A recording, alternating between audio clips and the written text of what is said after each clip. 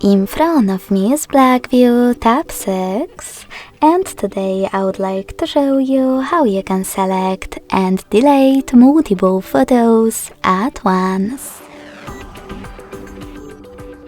First of all, you need to access Photos app and tap on one of those sections, in my case, Library. Now select one of your folders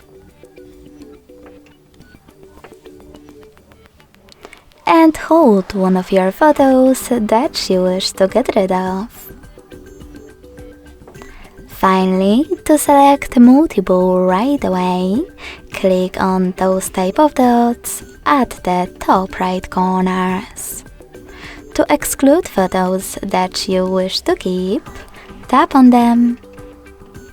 To delete the rest, tap on this pin next to the shopping cart at the top right corner and click on Move to Trash. As you can see, after that, all of my selected photos